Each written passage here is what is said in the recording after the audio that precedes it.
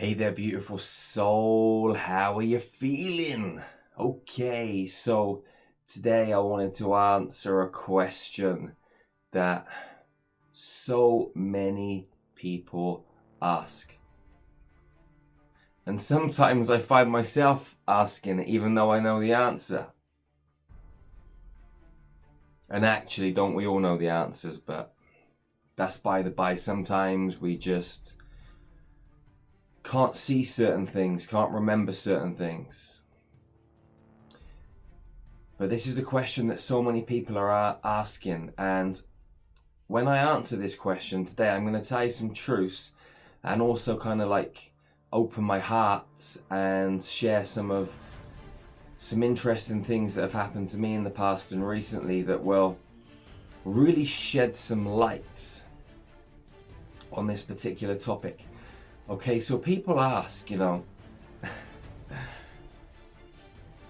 why can people not see the truth? Why can people not get it? Why don't people get it with all of the information out in the world, right? With all of the data. I mean, first of all, you've just got to take what's happening in our global environment at the moment, okay, with the magical potion. Why can't people get it? Why don't people understand? Why doesn't it register that it's not good for you?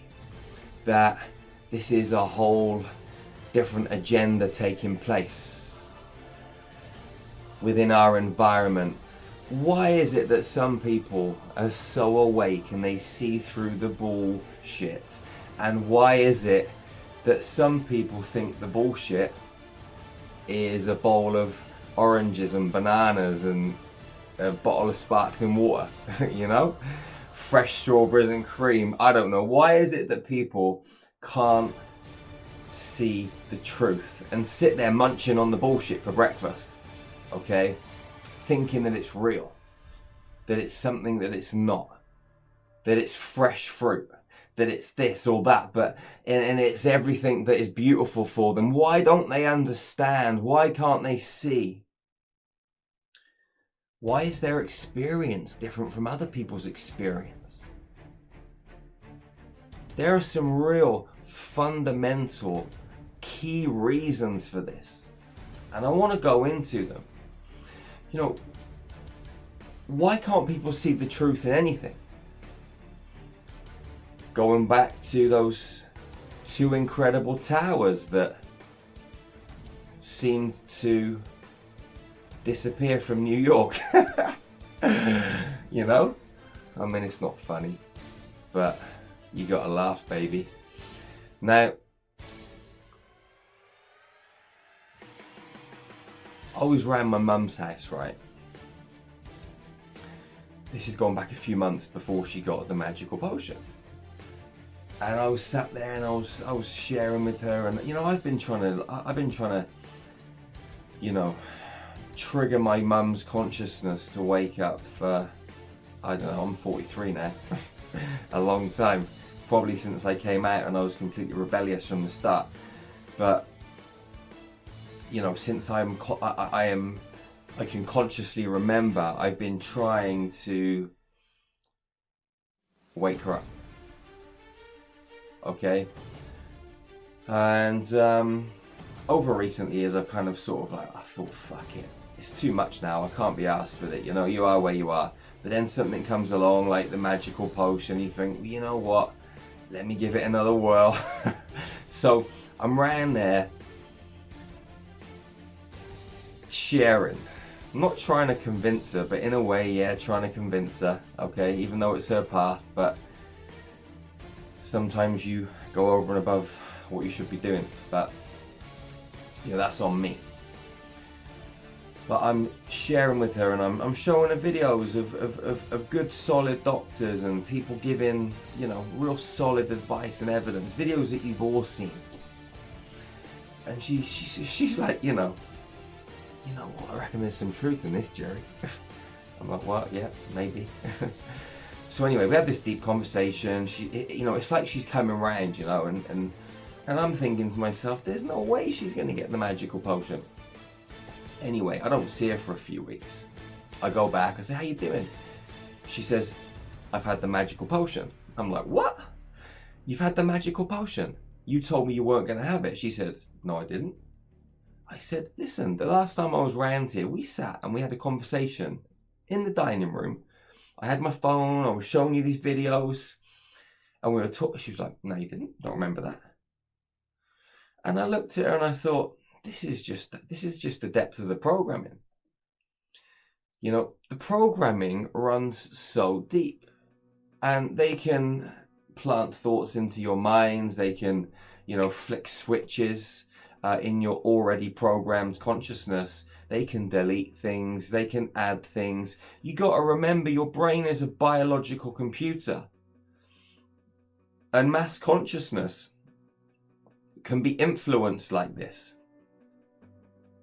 Not just one human, but many humans at the same time. Whole cities, man.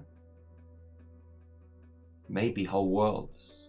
But the issue is, at the moment, you've got a mass rising in consciousness, but there's still a mass unconsciousness. And that is highly programmed. Now, this is just a simple example. Okay. I was round my mum's house again. I don't know, 4 weeks ago? Roughly? I can't even remember. It might have even been a bit longer the first time. But anyway, I was around my mum's house not too long ago. And me and my mum have always had like heated discussions and arguments. We never had the most amazing relationship when I was growing up. So quite often we had these little kind of like head-to-heads. And we were having one of these head-to-heads in this moment. And she turned around to me and she said, I'll put a bullet in your head. She looked at me really seriously, really calmly. And sometimes when a million things go through your head at the same time, you're calm, I was cool, I was composed. But all of these thoughts are going through my head. It was literally like this crazy computer was just downloading the data and working it all out in about 2 or 3 seconds. And I realized that she'd been triggered. And what had activated was actually a past life experience. And it wasn't her that was communicating with me. It was another element of her soul, another soul experience was bleeding through in that moment.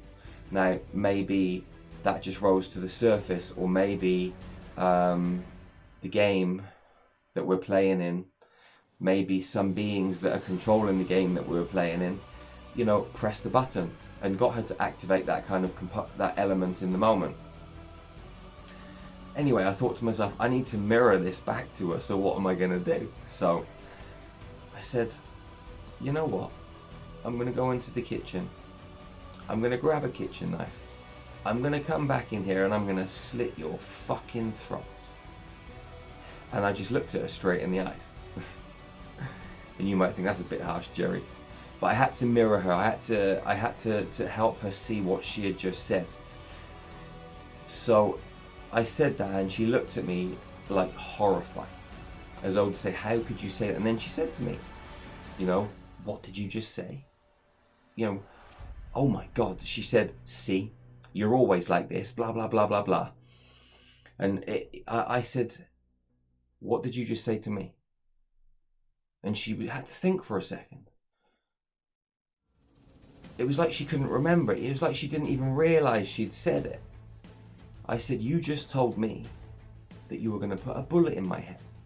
And then she remembered saying it, but it was like her conscious mind was somewhere else when this other part of her was bleeding through and saying it. But only when I said it, she kind of linked it together. Which is really interesting, right? How can someone say something to you and not remember that they've just said it? There are so many elements to fragmentation. There are so many elements to the splitting of the cranium in the base of the brain, and children being split very early through a number of different ways so that when they grow up into adults they can be mind fucked, mind controlled. So anyway, what actually ensued from here was the most incredible conversation. Now, when I was, I'm talking about my adoptive mother here, okay? I had a birth mother, and I found my birth mother when I was about 25, 26-ish, I think it was, 25, 26, yeah, around that sort of time.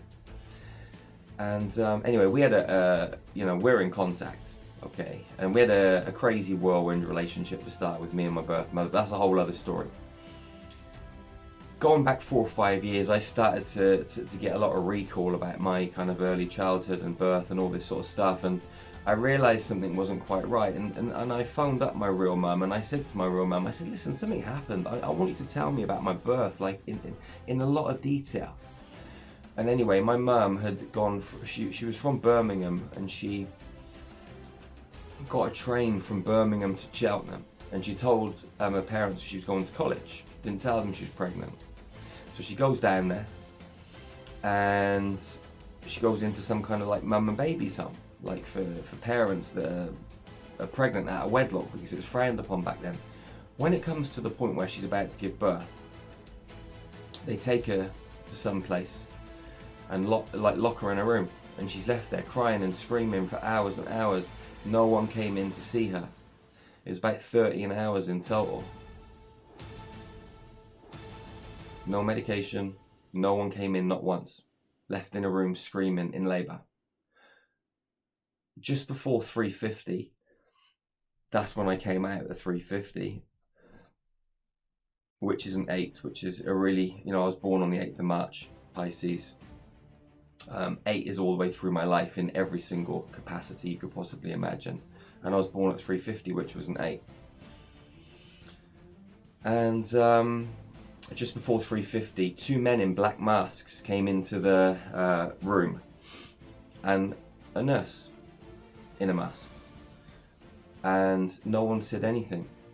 They didn't give her any drugs. They just pulled her legs apart, got a massive pair of scissors, cut her vagina.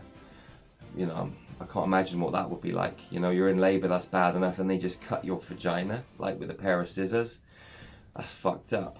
And then they reached in and ripped me out. And then what they did is they put me in another room and just left me there crying. And then they walked out and they left her. They never said anything to her. They didn't stitch her up. They didn't comfort her or console her, ask her if she's okay. They just fucked off. So anyway, she never saw me. She just heard me screaming and crying in another room for ages. I was left there for a long time. And yeah, later on they came back into the room, and again, in masks, etc. No words. They literally just stitched her up with no medication. And apparently when you stitch up a wound, it's worse than the actual cut. So they stitched her up, boom, took her back to this mum and baby's home, and that was it. She never heard anything about me until I turned up, 26 years later or whatever it was, and said, hey. So I'm sharing that because that happened to traumatize her, to traumatize me through this birthing process, so they could do the same thing to me as a child. They wanted to fragment my brain. And there's a whole number of different reasons for that, but we don't need to go into all that stuff right now. Anyway, back in my mum's house, we're having this conversation. When I was little, my adoptive mum used to, when I did things that she didn't agree with, she'd make me go to my bedroom, she'd pull my pants down, and she'd make me bend over the bed, and she had this wooden ruler, like a 30cm ruler. It was kind of like hard, but it had this little fucking wobble in it, and she used to hit me with it 3 times really hard. I remember I used to get a pillow, lie the pillow on the thing, and just hold the pillow and just go, and I was just ready to take my beatings. And this happened regularly. And when I'm in the lounge with her now, I'm saying, a few weeks back, I said, you traumatized me as a kid. I said, I've never really spoke to you about this stuff, but you fucking traumatized me. I said, every time you bent me over the bed, pulled my pants down, and hit me with a wooden ruler 3 times, you fucked up my psychology. She said, I didn't do that. And my ego was like, you fucking liar. I didn't say that, but that was what was going on in my head. Like straight away, the internal dialogue is, you fucking liar, you're full of shit. But my soul looked into her soul, and I looked into her eyes, and I knew she was telling the truth. She actually could not remember doing that, and this happened a lot of times. And you know, part of me was blown away, but part of me, you know, it didn't surprise me at all, you know. But when you know someone's actually done something like that, you know, you're on the receiving end, how could they not actually remember doing that? I mean, that's a bit crazy, isn't it? You know, this little boy that is, you know, you're supposed to be looking after, you keep pulling his pants down, making him bend over the bed and hitting him 3 times, not once, twice, but many times. So how do you not remember that? And the reason that she didn't remember is because she was programmed. And I started to go, we had a deep conversation about this. Like when she there was a part of her soul that knew what I was saying was the truth, because you could see the guilt in her. You could feel the guilt coming in her energy field.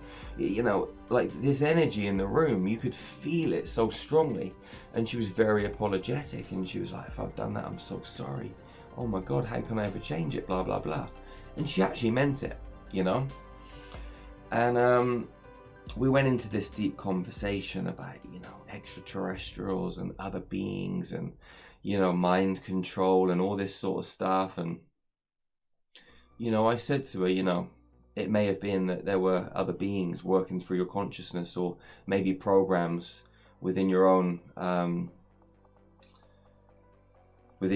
you know, energetic field of consciousness, maybe in your brain, maybe in your aura, maybe beings are programming you from afar, you know. I said, but they have the ability and the capability to do that, to come in and get you to do things. Yeah, they can switch your personality. And, you know, she said to me, well, you know, that does give me a bit of relief, because I actually can't remember doing it. And if someone was doing that and making me do that, at least it makes me feel a little bit better. Anyway, it was a good conversation in the end, but I'm just sharing this story with you because, you know, we're talking about why is it people don't remember and stuff. And, you know, the programming in this world, it goes so fucking deep. It's unbelievable. How can someone not remember something that they've done? You get people that go into you know, schools. They go into casinos and they unload a magazine. You know, they let off 30 rounds. Maybe they stick another magazine in. They let off another 30 rounds until they're shot. You know, you get people that go into these places, and you know, afterwards, if they don't get killed, when they're interviewed, they can't remember. They don't even remember doing it.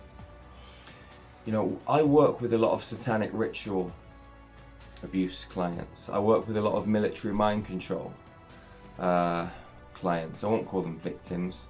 I don't like that word. But people that have been exposed heavily to nasty things.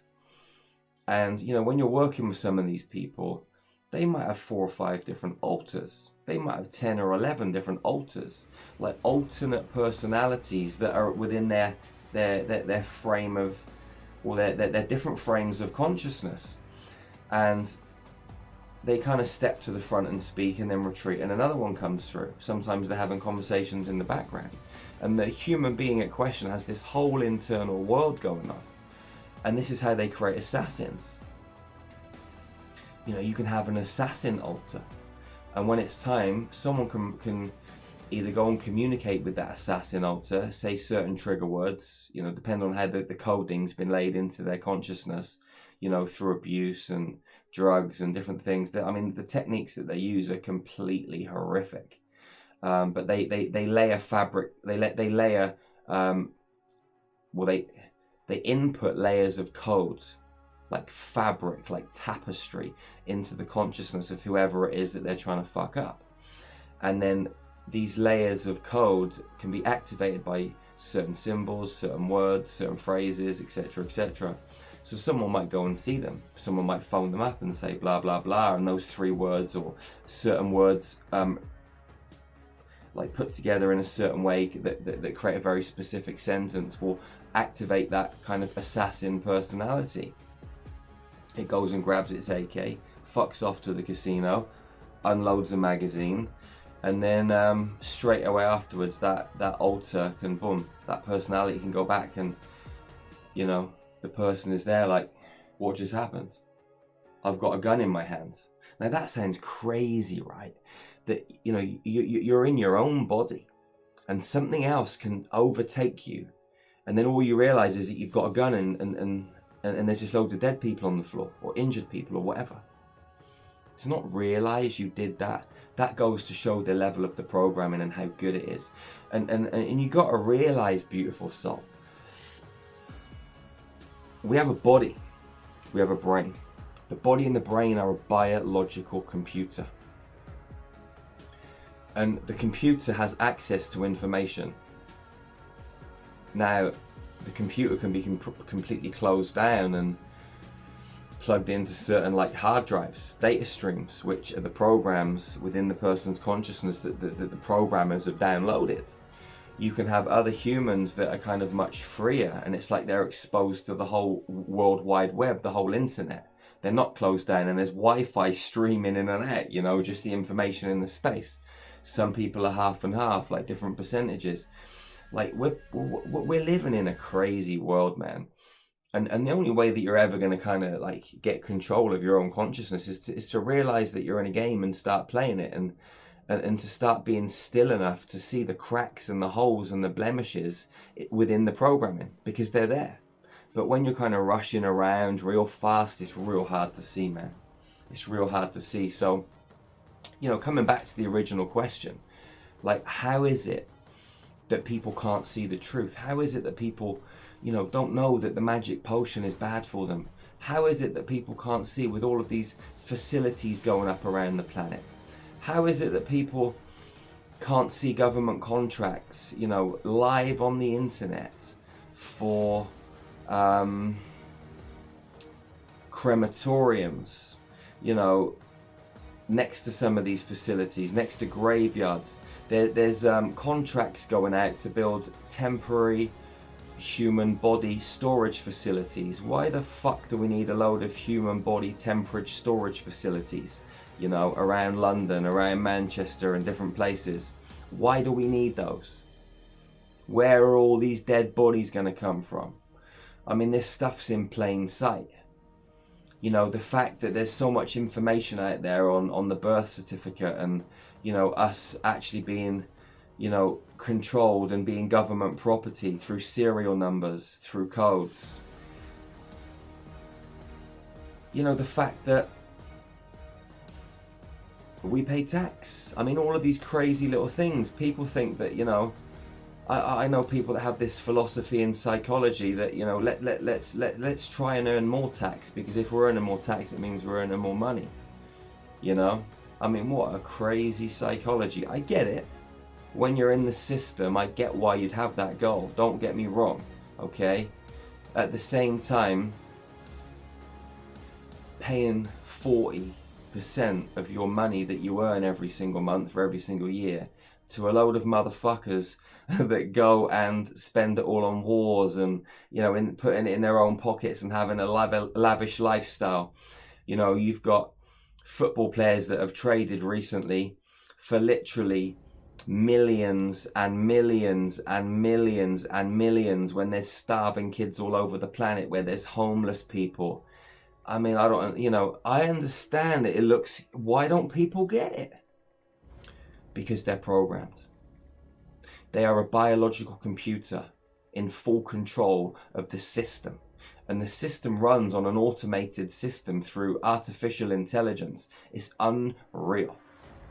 But we're a part of all of this. But we can be a part of all of this without being a part of it. We can be within the system, but not of the system. Okay? We can step back and go and create our own world. We can start loving, unifying, stepping out of the monetary system, stepping out of all of these kind of systems, the food system, and going creating our own thing. This is what we're doing, man. You know, and I know a lot of other people that are doing it too. But unity right now is the key. Okay? If you're awake, let me tell you this, no one is coming to save you. I don't give a flying fuck what you believe. Okay, you're entitled to your own opinions. Okay, you're entitled to your own everything, and I love you and I respect you to the ends of the earth for wherever you are in your reality. But let me tell you this, no one's coming to save you. No one. This is a team effort. And whilst there are lots of people around this planet doing lots of individual pieces of work, you know who I'm talking about. They ain't coming to save you. No one from up there is coming to save you. This is all part of the program. They're supporting and guiding, but we have to take action. We are the ground crew. We, you, me, we are the ground crew on this planet, and we got to take radical action.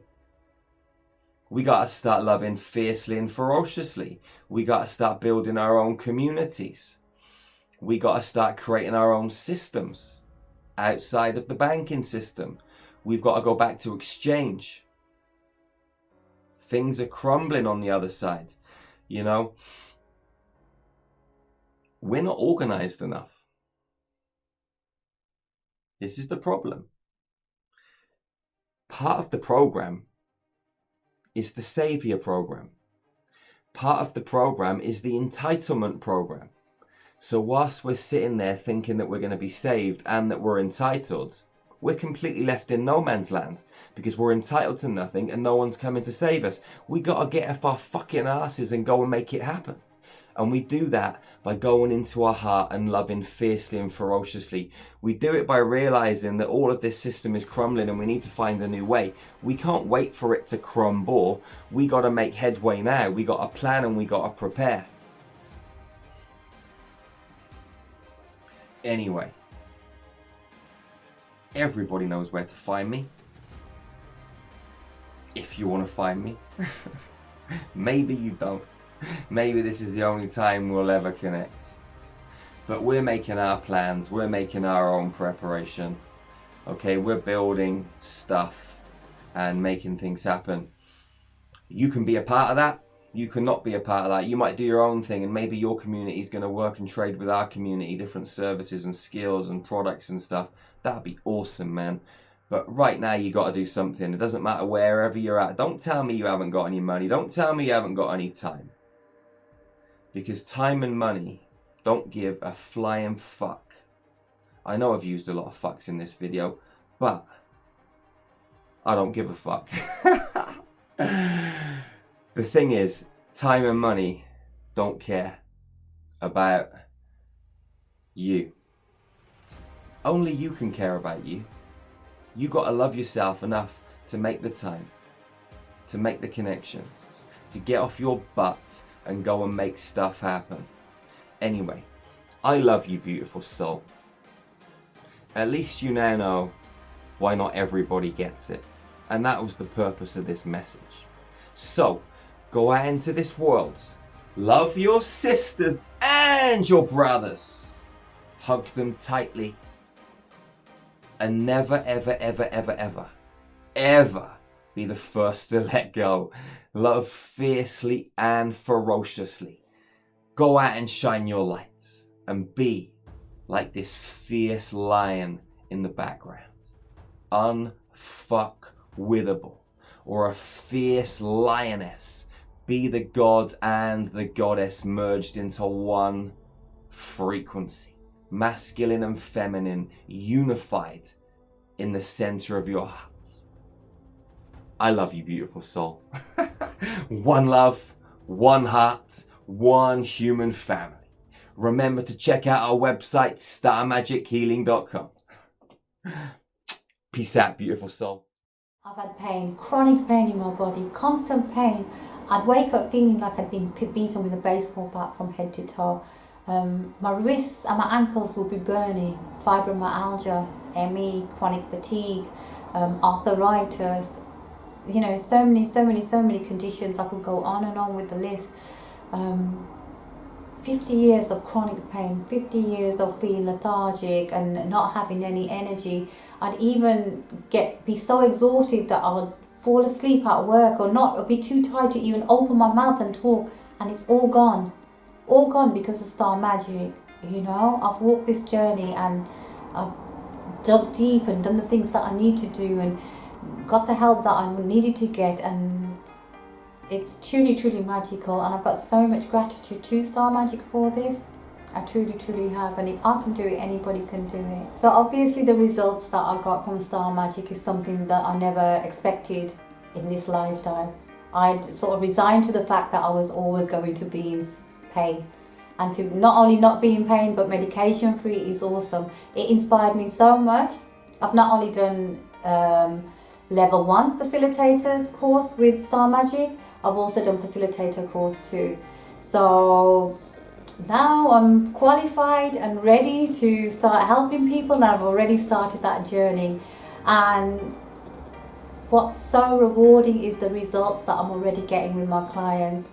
One of my clients I've worked on who was labelled as acute leukemia, and I've worked on her, and she was discharged from hospital last week and 0 cancer cells in her body. I've got another client who had MS, and again he's feeling absolutely amazing. I'm just waiting for his scan to see the results, but he's gone in just a couple of months, totally different person, full of energy. All the blocks, all the past life traumas, the childhood traumas have all been released, and it's absolutely amazing. And the results that I'm getting are wonderful. And even another client who's got a hole in her nose and struggles with the breathing and a lot of childhood trauma and past life trauma.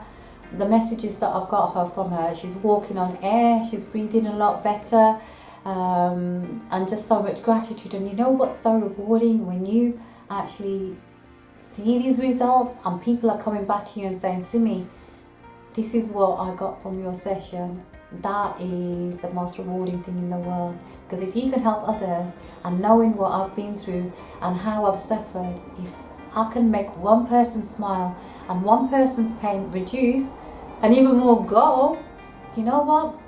I'll dance around the room all day long with little Amber. And that's the most rewarding thing in the world. So, you know, whether you want to experience Star Magic for a treatment, whether you want to join Star Magic and enjoy some of the meditations, or whether you want to go down the rabbit hole like me and become a facilitator, I'm telling you, there's going to be no regrets. The only regret you're going to have is that you didn't do it years ago, but everything happens in divine timing. So love and peace, brothers and sisters. Peace out.